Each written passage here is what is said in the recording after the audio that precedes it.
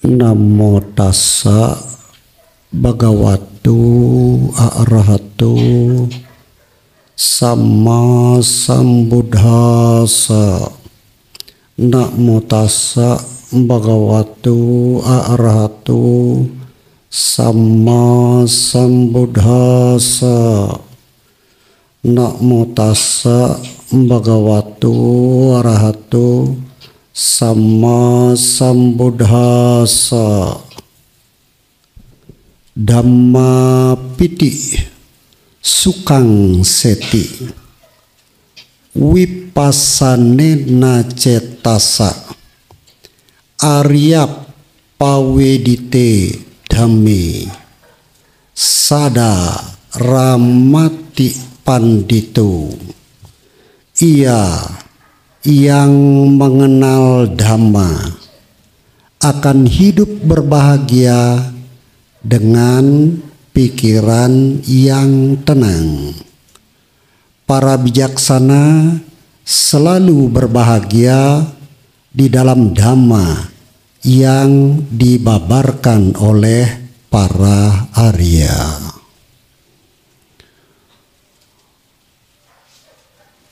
Segenap pengurus Dayakasaba beserta Yayasan Wihara Jakarta Dhammacakka Jaya yang dihormati,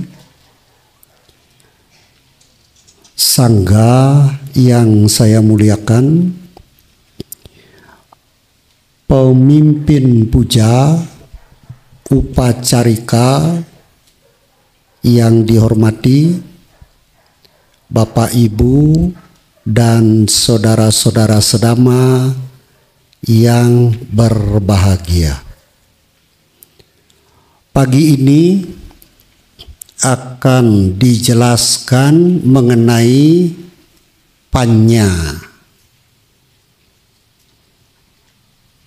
Di dalam bahasa Indonesia, panya sama dengan kebijaksanaan.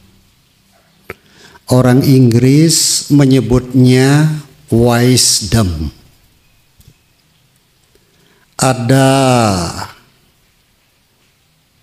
3 poin yang akan dijelaskan pada pagi hari ini. Yang pertama, apa itu panya? Apa itu kebijaksanaan? Definisinya bagaimana? Yang kedua, manfaat apa yang kita dapatkan dari memiliki panya, memiliki kebijaksanaan? Apakah besar, apakah kecil? Kalau besar, bagaimana caranya menjadi orang yang bijaksana? Nah, 3 poin ini akan dijelaskan pada pagi hari ini. Kita mulai dari apa itu panya, apa itu kebijaksanaan. Panya, bijaksana berarti memiliki pengetahuan.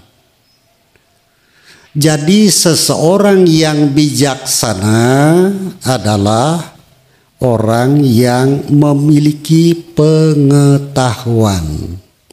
Tetapi pengetahuan apa yang harus kita miliki supaya kita menjadi orang yang bijaksana? Apakah pengetahuan tentang matematik? Apakah pengetahuan tentang sejarah, fisiologi, sosiologi, dan lain sebagainya? Ternyata bukan. Pengetahuan yang perlu kita miliki supaya kita menjadi orang bijaksana adalah pengetahuan tentang diri kita ini. Siapakah diri kita ini? asal usulnya diri kita ini dari mana. Setelah kita berada di sini di alam manusia, apa yang harus kita lakukan dan manfaatnya apa? Nah, banyak pertanyaan tentang diri kita yang perlu dijawab supaya kita bisa menjadi orang yang bijaksana. Kita mulai dari siapakah diri kita ini. Diri kita ini disebut makhluk. Setiap makhluk terdiri dari dua. Apa yang dua itu? Jasmani dan batin. Jasmani yang bisa dilihat. Ada kepala, ada badan, kaki, tangan, ada mata, ada hidung, mulut, ada telinga. Batin tidak bisa dilihat. Hanya mereka yang sempurna pengetahuannya mampu memahami ternyata setiap makhluk memiliki batin. Nah, jasmani kita ini terdiri dari apa? Jasmani kita ini terdiri dari 4 unsur. 4 unsur pembentuk jasmani di dalam bahasa Pali disebut Patawi, Apo, Tejo, Wahyu. Patawi berarti zat padat. Apo, zat cair yang ada di dalam tubuh kita. Tejo, panas yang ada di dalam tubuh kita. Wahyu, ada udara keluar masuk. Syarat, kalau udaranya tidak lagi keluar masuk, itu sudah pindah alam. Zat padat yang ada di dalam diri kita, yang keras-keras, tulang. Zat padat. Gigi padat, rambut padat, kulit, daging, nah itu zat padat. Patawi. Apo, zat cair yang ada di dalam tubuh kita. Nah, nanti setelah puja bakti 1 jam atau kurang sedikit, nah pergi ke toilet kelihatan yang keluar zat cairnya. Kalau lagi sedih anak-anak itu mau jalan-jalan, mau dibeliin mainan, tidak dikasih, lalu teriak-teriak, nangis-nangis, yang keluar air mata, zat cairnya keluar lewat mata. Kalau kena virus gitu hidungnya keluar air, pilek, itu zat cair yang keluar dari hidung, melindungi hidung. Kalau orang melihat makanan yang enak, zat cairnya keluar lewat lidah, lewat mulut.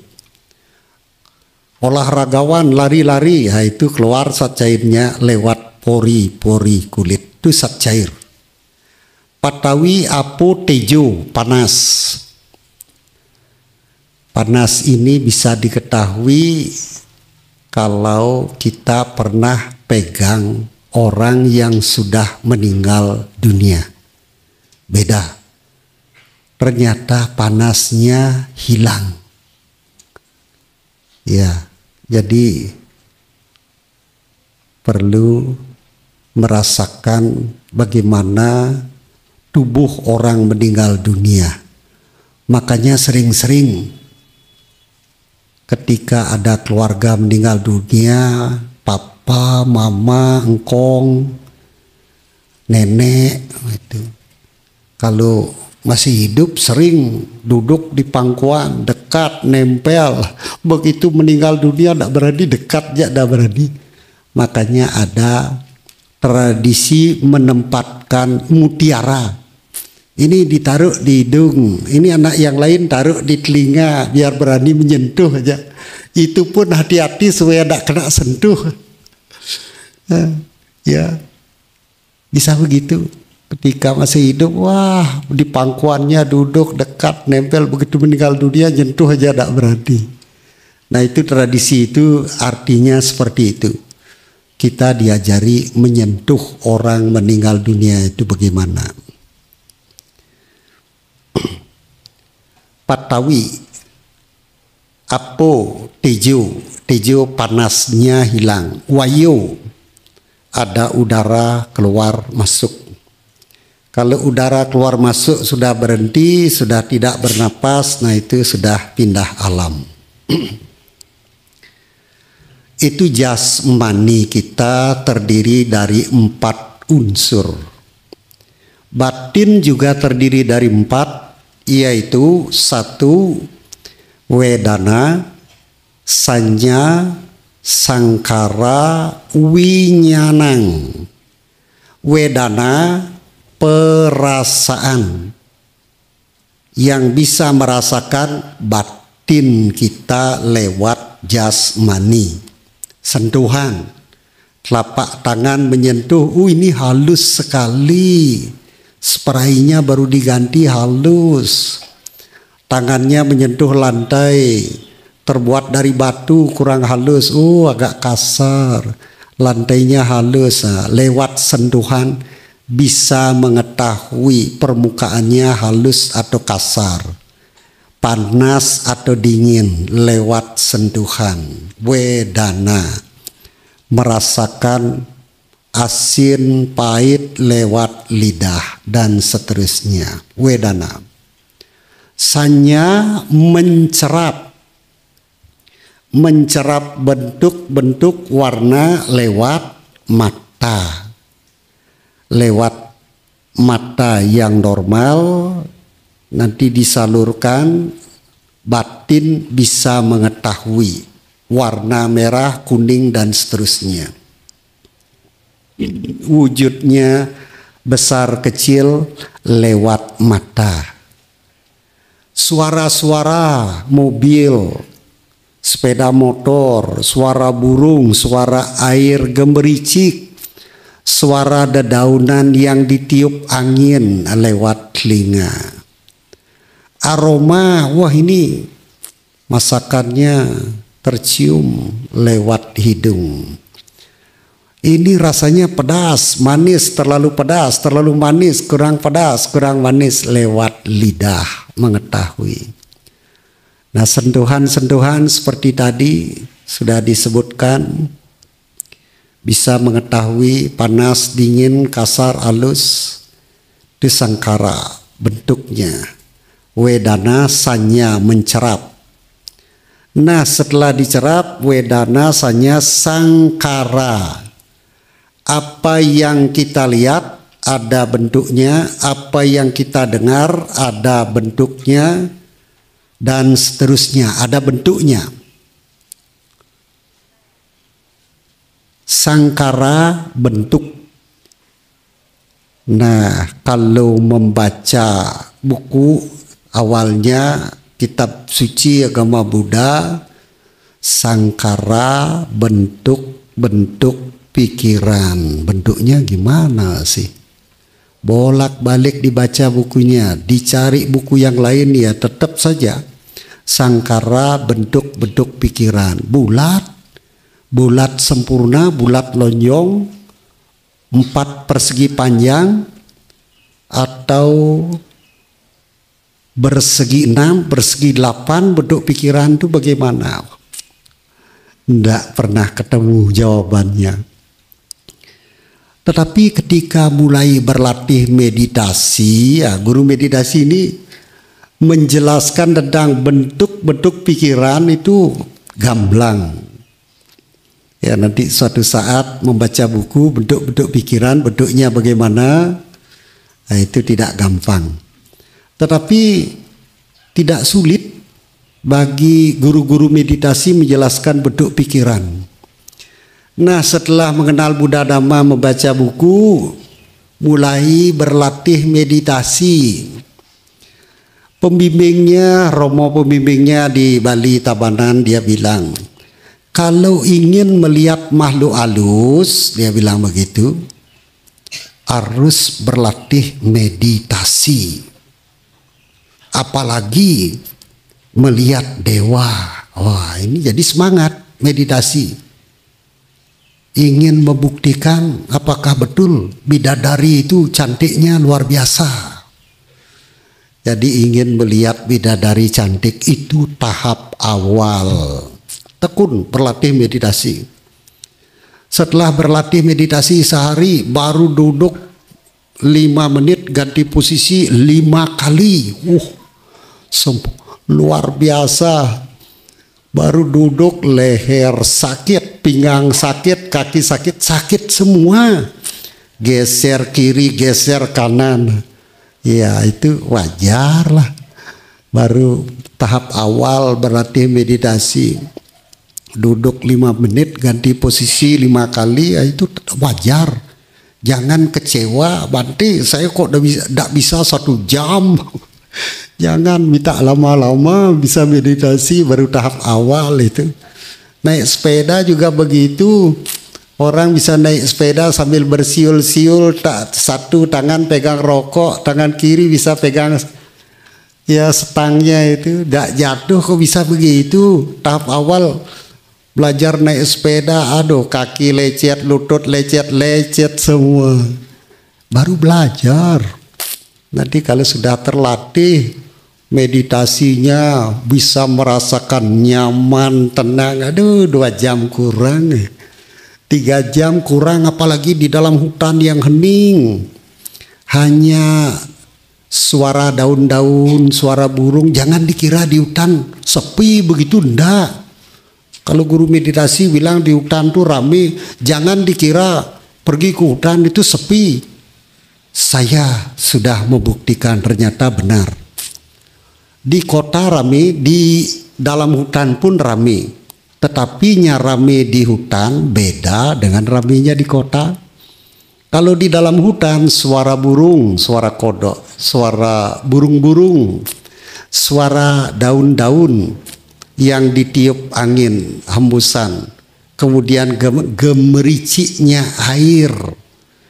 Semua suara-suara alam itu malah membantu ketenangan. Beda dengan di kota. Aroma dari kendaraan yang mengeluarkan asap, aduh, debunya dan lain sebagainya itu beda. Kalau di kota bisa 1 jam, 2 jam, bagus. Kalau di dalam hutan 2 jam, 3 jam kurang, wajar juga. Masuk ketenangan, nyaman, piti, suka, apalagi sudah hening begitu, wah itu bagus. Sedikit ngelantur. Tapi di mana ceritanya tadi?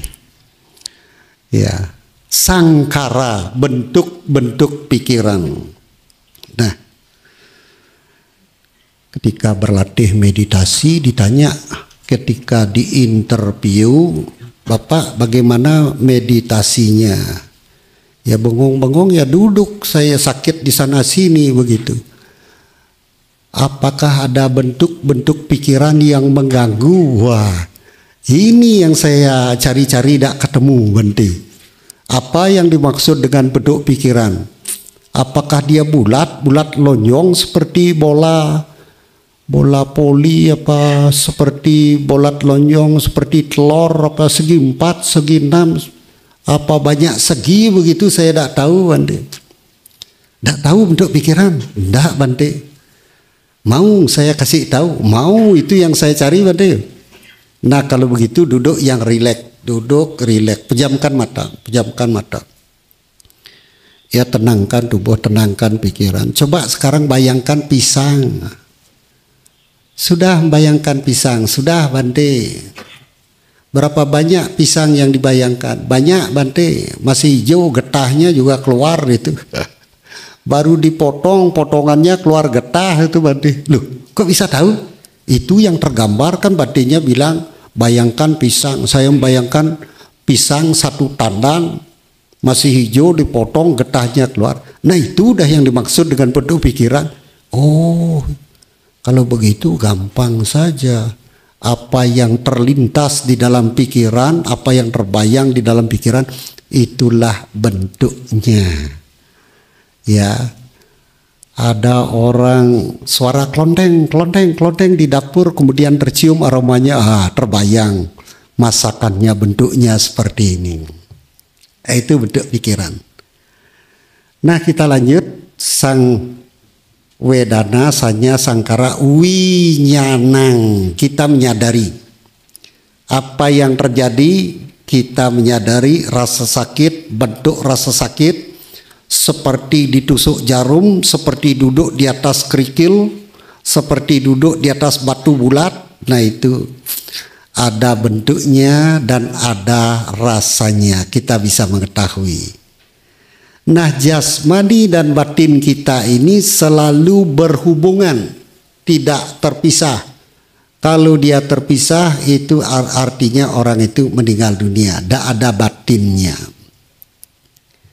Jasmani dan batin kita ini kombinasinya ini, perpaduannya ini kita disebut makhluk.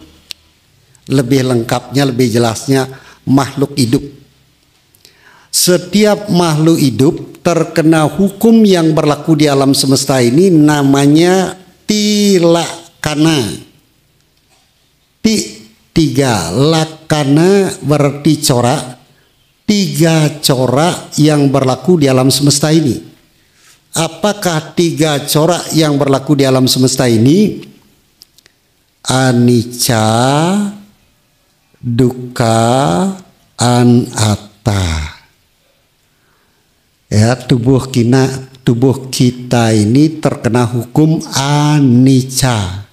Tidak hanya tubuh kita, segala perpaduan yang terdiri dari unsur-unsur sudah ditakdirkan terkena hukum yang berlaku di alam semesta ini. Dia muncul, berkembang, lenyap. Ya, termasuk tubuh kita ini anicca. Gigi anicca. Dulu masih muda makan bakso panas kemudian minum es dingin, tidak apa-apa. Kalau sudah umur banyak bolong, makan yang panas kena dingin ngilu giginya. Itu cirinya giginya sudah bolong. Anicca. Dulu rambut hitam legam, lama-lama umurnya bertambah terus. Tahu-tahu rambutnya dua warna. Dari satu warna menjadi dua warna. Lama-lama kembali satu warna. Loh, kok bisa satu warna lagi? Putih semua. Iya, putih semua. Dari hitam semua, kemudian belang-belang, ada putih, ada hitam. Nah, kemudian putih semua. Itu anicca. Kulit dulu licin, sekarang keriput. Wajar. Jangan kecewa. Nanti resep supaya tidak kecewa terhadap kulit yang tidak lagi licin bagaimana? Apa operasi gitu, terus operasi. Operasi kulit, kulitnya dioperasi, giginya bolong, giginya ditempel. Matanya kabur pakai kacamata, rambutnya putih semir. Organ-organ bagian dalam tidak bisa diganti. Seperti mobil copot ganti. Busi kotor udah tidak bisa hidup, ganti copot. Ya ada juga yang mengganti. Ada juga ahlinya itu. Yang ginjalnya yang sudah rusak bisa juga diganti. Tapi bagaimanapun ahlinya, jangankan kita yang dioperasi ginjalnya, ahli bedahnya juga bisa mati. Ahlinya apapun kedudukannya bisa meninggal dunia. Tidak hanya orang, ya, sudah mereka yang tidak hanya yang tidak mencapai kesucian, biku bisa mencapai tingkat kesucian pertama, bisa juga meninggal. Kedua, ketiga, sampai arahat pun bisa meninggal. Karena Sang Buddha sudah mengatakan segala perpaduan ditakdirkan muncul, berkembang, lenyap. Tidak hanya tubuh, meja, kursi, pakaian, rumah, mobil, apapun yang merupakan perpaduan bisa ditakdirkan berubah. Nah, tubuh kita ini bisa dipakai menurut ajaran Sang Buddha. Sang Buddha Guru Agung kita mengatakan, kalau dulu di zamannya Sang Buddha rata-rata kehidupan manusia 100 tahun. Usia manusia pada waktu itu 100 tahun. Karena polusinya tidak ada kendaraan, karbon dioksida tidak ada, pabrik-pabrik tidak ada. Yang lewat cuma kereta, debunya beramburan. Paling-paling kotoran hewan jatuh, nanti bibit jatuh di sana malah subur. Beda. Kalau ternak, kotoran ternak bisa menyuburkan tanah, dia beda. Nah, karena udaranya bersih, makanan bersih, bahan-bahan kimia pengawet juga tidak seperti sekarang. Barangkali pengawetnya zaman dulu beda, ikan ditambah garam, nah itu jadi pengawet. Atau pengawetnya dengan cara diasapin begitu sampai garing begitu, diawetkan bisa, tapi beda, tidak ada kandungan kimianya. Sang Buddha Guru Agung kita melihat zaman sekarang kita ini rata-rata usia kehidupan 75 tahun. Kalau tubuh kita ini sudah dipakai selama 75 tahun, itu artinya expired. Udah waktunya. Jantungnya, ginjalnya sudah pada haus. Tetapi kalau kebajikan, karma-karma baik kita banyak, tidak hanya suka menolong memperpanjang usia kehidupan makhluk lain, juga memperpanjang usia kita sendiri dengan makanan, dengan perbuatan-perbuatan baik, dengan pikiran yang benar. Bisa ada bonus 75, bonus 1 tahun 76, 77, 78, 80 bahkan lebih. Ya, ada biku usianya lebih dari 90 sudah ada di Indonesia. Ya, di Malang lebih dari itu. Saya pernah baca parita kepada orang meninggal dunia usia 100 tahun baru 2 kali. Satu di Bali, satu lagi di Jakarta. Yang di Bali saya lihat sendiri masih hidup, tapi tidak bisa bangun. Makan di tempat tidur, mandi di tempat tidur, buang air kecil, buang air besar di tempat tidur. Tidak bisa kemana-mana. Mau cari makanan hauja udah tidak bisa. Mau jalan-jalan ke luar negeri udah tidak bisa. Jangan khawatir. Nah, pagi-pagi membicarakan meninggal dunia kok tidak enak.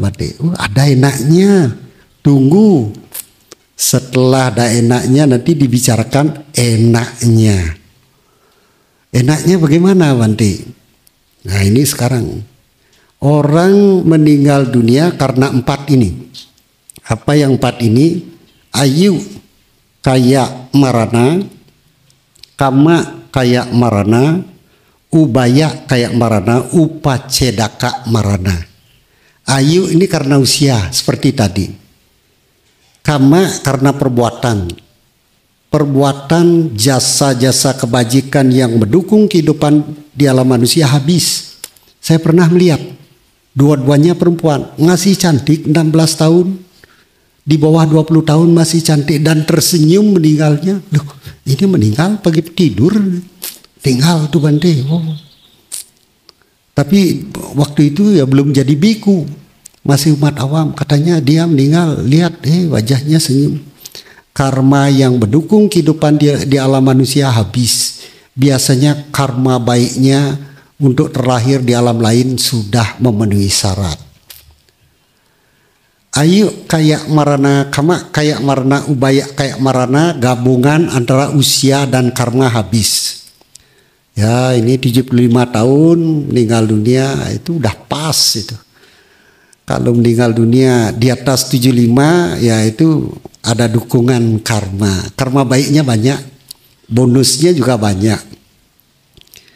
Kemudian upacedaka marana. Upacedaka marana ini meninggal dunia karena sebab-sebab lain. Kecelakaan, kepalanya digilas tronton sampai remuk, meninggal. Walaupun masih muda, walaupun kuat gitu, body kekar, meninggal.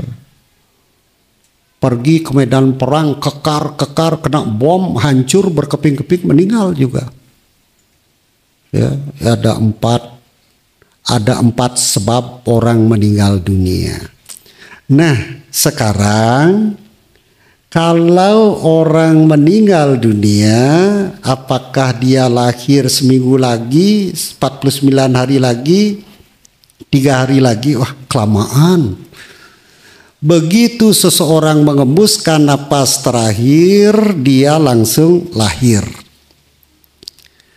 Nah, kalau dia di sini sudah pinggang sakit, punggung sakit, jantung sakit, ginjal sakit, kanker, corona, apalagi semuanya diborong penyakitnya. Kemudian mengembuskan napas terakhir, ketika meninggal dunia teringat dengan perbuatan-perbuatan baik yang dilakukan. Ini namanya teringat dengan perbuatan baik. Kama aramana, teringat dengan perbuatan baik dan perbuatan tidak baik. Teringat dengan perbuatan yang baik dan tidak baik. Kalau teringat dengan perbuatan baik, pernah berdana makan kepada biku, melihat wajah biku, melihat upasaka, upasika, melihat Buddha Rupang, melihat wihara. Nah itu, kalau melihat yang bagus-bagus begini, batinnya tenang. Batinnya tenang, jasmaninya tenang, alamnya tenang. Orang yang meninggal dunia di sini muncul di alam surga.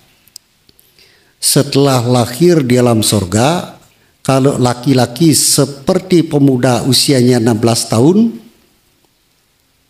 antara 16 sampai 20 tahun, kalau perempuan seperti gadis yang usianya antara 14-15 tahun kalau lahir di alam dewa. Nah, kalau sudah di sini gigi tidak ada, mata kabur, rambut sudah habis, jantung, paru-paru rusak semua, segala macam penyakit. Ya kalau sudah waktunya meninggal ya terima. Kalau teringat dengan yang baik ya muncul di alam sorga.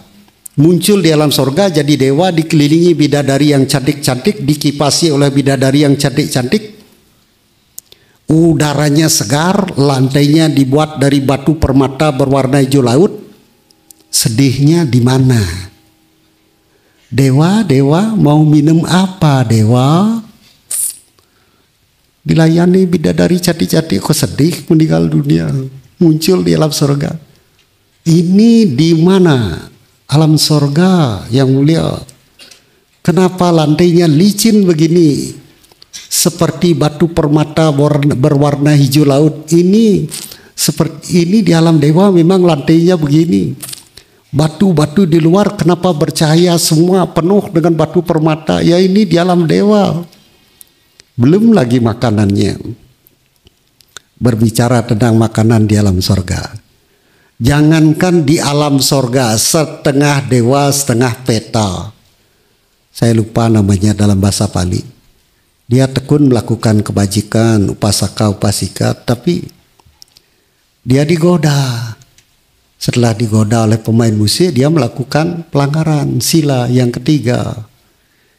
Pelanggaran sila yang ketiga, akhirnya 500 perempuan itu lahir di alam sorga siang hari. Malam harinya dia menderita di alam neraka. Ini setengah dewa, setengah peta.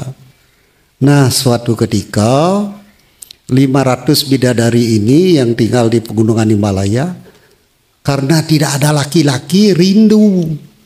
Gimana caranya supaya ada laki-laki di sini? Kemudian muncul pikiran, dia melihat buah mangga yang manisnya luar biasa. Buah mangga ini kalau saya hanyutkan di Sungai Gangga ini, barangkali ada yang menemukan, mencium aromanya yang enak, kemudian mencicipi rasanya. Karena dia kepingin mendapatkan, dia akan datang ke sini. Nah, saat itu saya akan mendapatkan laki-laki. Akhirnya beberapa buah mangga dianjurkan di Sungai Gangga. Nah, di sana di sungai ternyata ada raja. Raja Varanasi sedang mandi di sungai. Tapi sungainya tidak kayak di sini ya. Lain, sungainya bersih, airnya bisa diminum. Tapi kalau raja mandi, khawatir nanti ada serangan buaya, ular, prajurit ninja gitu. Itu khawatir gimana caranya menjaga raja.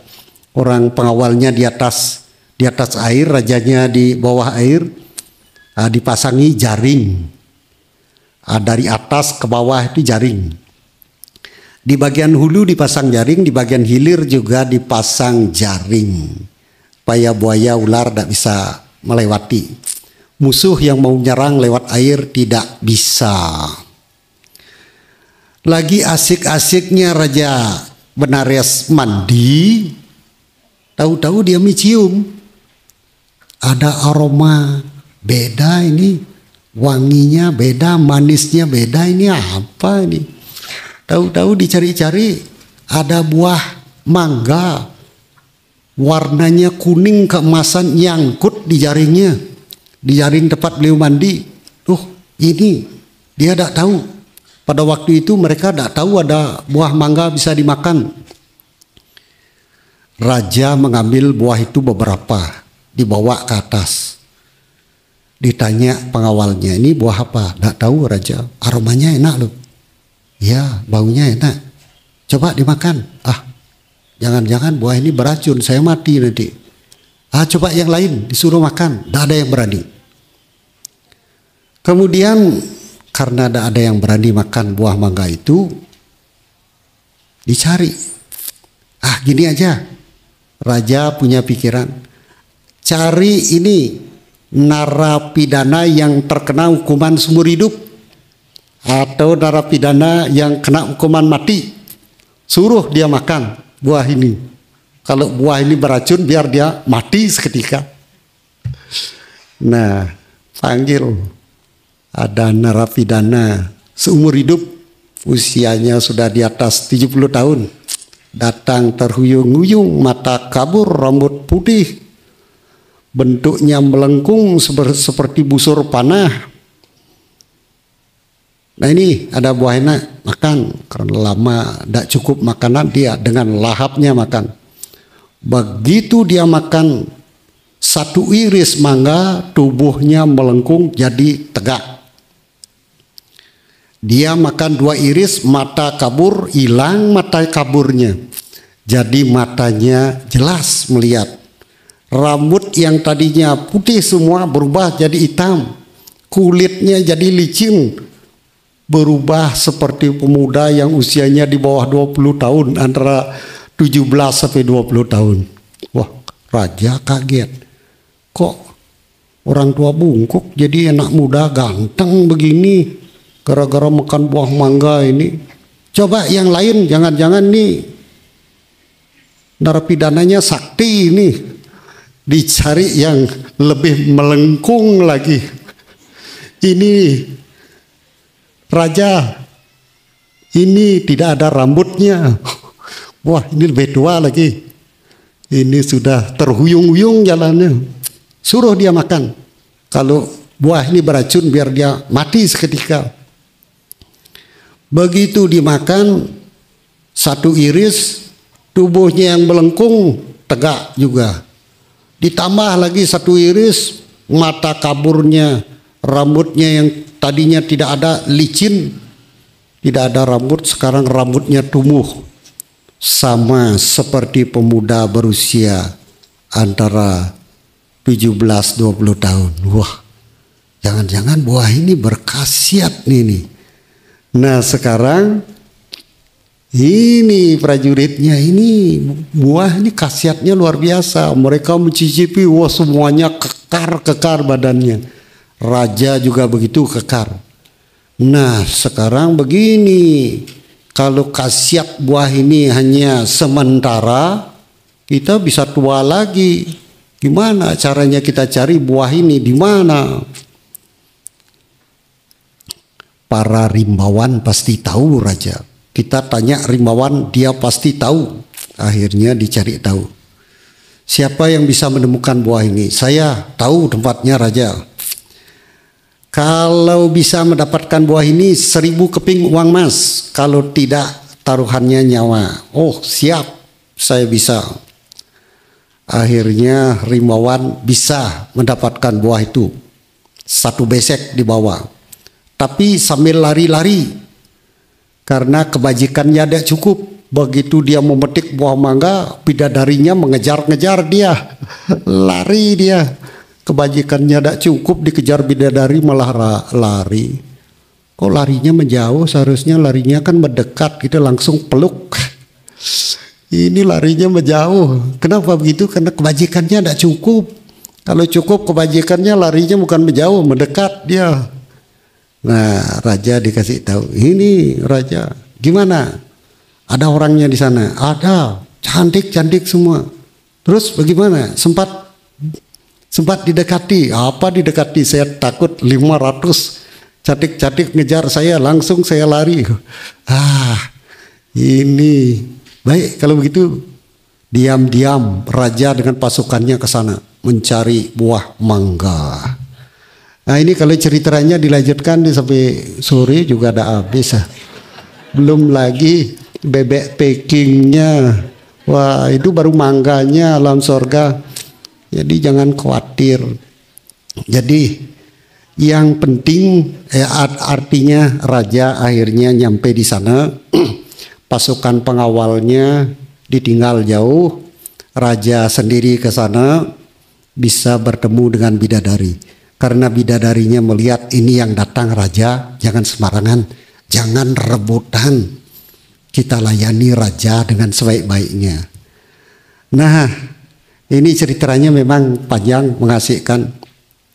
Itu baru buah mangga surgawi tingkat rendah. Itu tingkat rendah. Kalau alam surga paling rendah lah Catu Maharajika gitu udah jauh lebih baik. Apalagi Tawatingsa.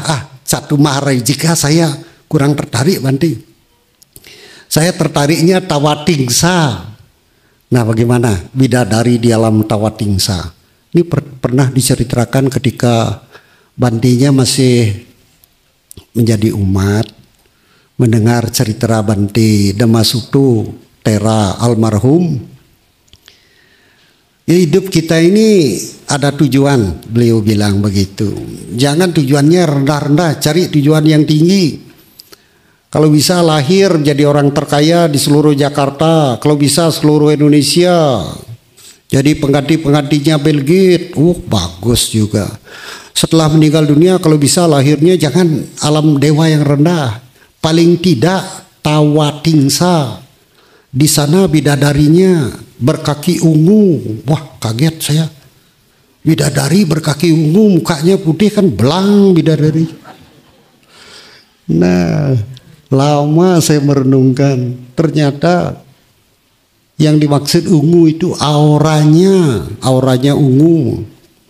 Jadi karena kakinya dilihat ya kakinya beraura ungu. Itu ada artinya. Aura bidadari ungu. Warna ungu, warna merah, ada bening, ada itu artinya. Ada hubungannya dengan kalau metanya kuat, karuna kuat, itu warnanya beda-beda. Meta, karuna, mudita, upeka, itu hubungannya. Auranya bidadari. Nah sekarang hukum yang berlaku di alam semesta ini hukumnya sebab akibat. Apapun yang kita lakukan pasti berakibat. Orang kaya ada sebabnya. Sebabnya dibuat oleh diri sendiri. Orang miskin ada sebabnya, dibuat oleh dirinya sendiri. Orang cantik ada sebabnya. Sebabnya dibuat oleh diri kita sendiri. Dan sebaliknya, orang ganteng, panjang usia, tubuh sehat, termasuk kaya raya di alam manusia, setelah meninggal dunia muncul di alam sorga, itu ada sebabnya. Sebab-sebabnya kita lakukan, nanti akibatnya kita peroleh. Sekarang tiba saatnya menentukan. Maulah, saya belum kepingin di alam dewa, Bante. Saya masih suka makanan-makanan yang haucak di alam manusia. Silahkan. Jadilah orang cantik, ganteng, usia panjang. Cita-cita terwujud menjadi kenyataan. Rezekinya mengalir deras seperti air bah.